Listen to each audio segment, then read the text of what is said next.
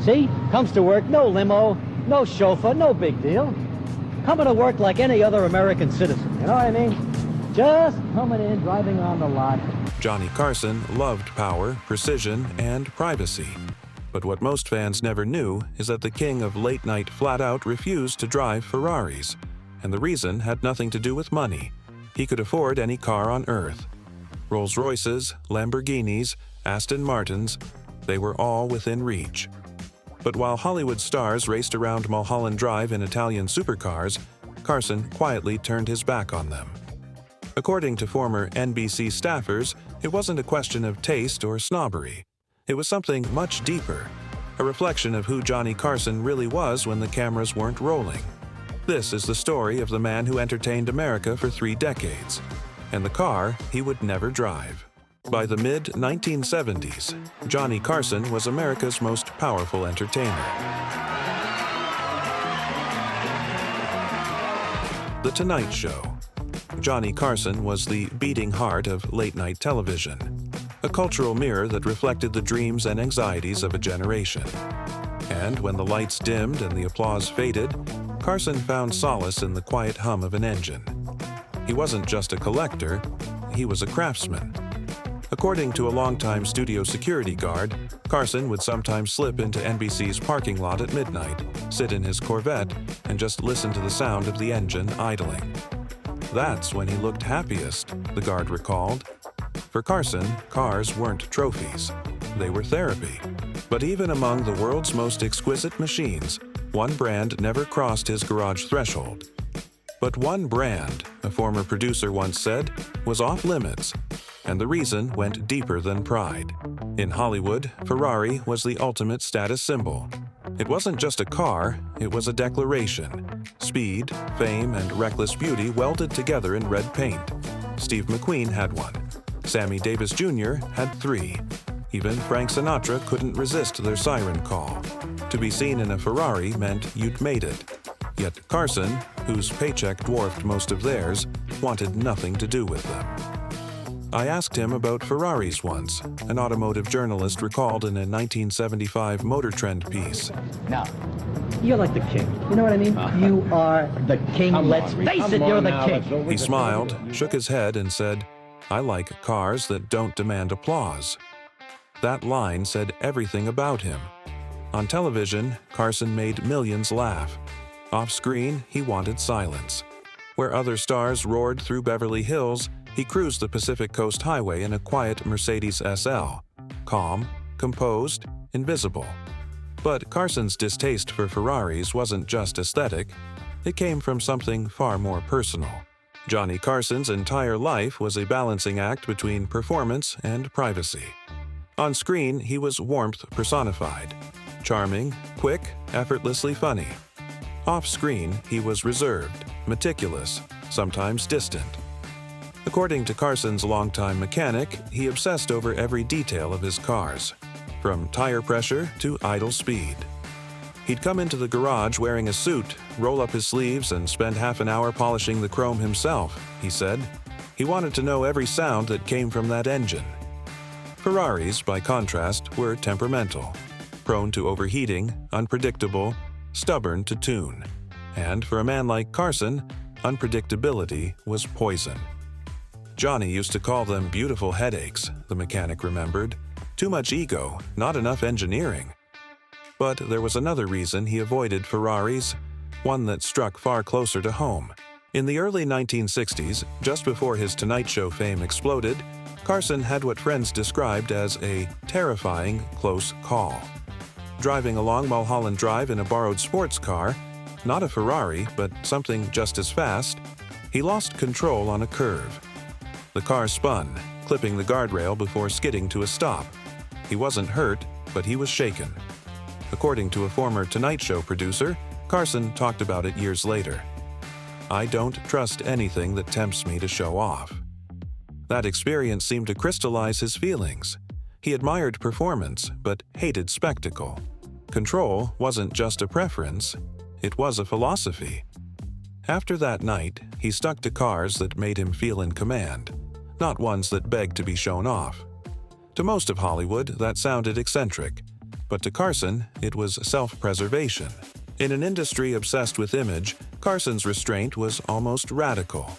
While other stars flaunted Lamborghinis and Ferraris, Carson quietly drove practical exotics: Corvettes, Mercedes, and the occasional DeLorean. He never wanted to be seen as a celebrity who flaunted it, said biographer Henry Bushkin, who also served as Carson's lawyer and confidant. He wanted people to like the show, not the man behind the wheel. It was that Nebraska humility that shaped everything he did. The son of a power company manager, Carson grew up in the small town of Corning, Iowa. He built his first magic tricks out of cardboard boxes. For him, showmanship was earned through performance, not possessions. A Ferrari, Bushkin later wrote, was the ultimate symbol of performing for the crowd. And Johnny Carson, America's favorite performer, wanted to perform for no one when he wasn't on air. But his avoidance of Ferraris wasn't just about ego, it became a quiet rebellion against what fame demanded of him. Carson's rejection of Ferrari symbolized his philosophy of control.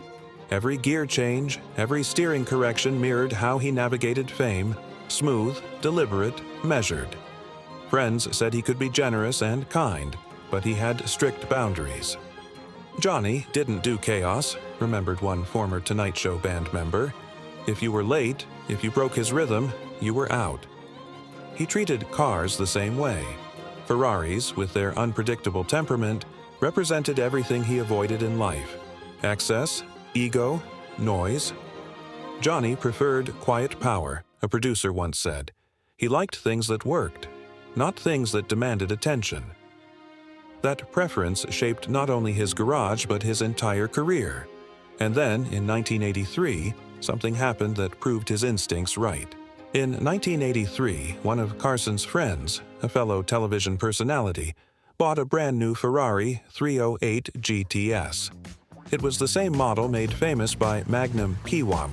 Within a month, that car became tabloid fodder after a fiery crash on Sunset Boulevard. The driver survived, but the story made headlines everywhere. According to industry gossip columns at the time, Carson joked about it in the writer's room the following week. "Overpriced fire traps," he reportedly said. "Great way to meet the fire department." Those who knew him best say it wasn't just a joke. He genuinely believed those cars were dangerous, not just mechanically but symbolically, said a former show writer. They seduced people into showing off, and Johnny thought showing off was the first step toward losing control. To Carson, the Ferrari wasn't a car. It was a metaphor for ego, temptation, and the dark side of fame. By the late 1980s, Carson's avoidance of Ferraris became a running joke in Hollywood circles. Comedians would tease him for it. Collectors would debate whether he truly despised the brand or simply found it impractical. According to a car collector who later purchased one of Carson's old Corvettes, every vehicle in his collection said something about who he was: disciplined, precise, and understated. He liked American power wrapped in modesty, and when Carson finally retired from The Tonight Show in 1992, the cars he auctioned off painted a clear picture. Not one Ferrari among them, just the kind of machines that reflected the man. Elegant, efficient, never ostentatious. To some, it seemed like a small detail, but to those who really understood Johnny Carson, it was the perfect metaphor for his legacy. For 3 decades, Johnny Carson defined cool. He was unflappable, effortlessly composed, and in total command of his jokes, his timing, and his image. His rejection of Ferraris wasn't an act of defiance, it was a reflection of his values. He believed power should whisper, not shout. Johnny drove his career the way he drove his cars: fast, quiet, and never reckless, recalled one former Tonight Show writer. When he retired, he didn't chase the spotlight. He disappeared into a life of sailing, reading, and private reflection. Just as he refused to let a car control him, he refused to let fame own him. That was Carson's real genius. Not just making America laugh, but knowing when to step off the stage. There's something poetic about Johnny Carson's quiet rejection of Ferrari, a brand that represents noise, passion, and raw spectacle. Because in the end, Carson's entire career was built on the opposite: restraint, timing, and control. He knew that power without discipline is chaos, and that fame, like a Ferrari, can be a machine that consumes its driver. According to one of his close friends, Johnny didn't need to prove he had power. He just needed to know he had it. Maybe that's why he smiled when others revved their engines and sped away. He understood something that most of Hollywood never would, that sometimes the most powerful move you can make is the one you don't. Johnny Carson's life was full of contradictions: warmth and distance, laughter and loneliness, fame and silence. And in that contrast, his quiet choice not to drive a Ferrari becomes more than a trivia fact. It becomes a symbol. He spent his life mastering control of his career, his image, and even his machines. And in a town obsessed with acceleration, Johnny Carson proved that elegance wasn't about speed. It was about stillness. The king of late night never needed a Ferrari to feel powerful. He simply needed the road and the freedom to drive it on his own terms.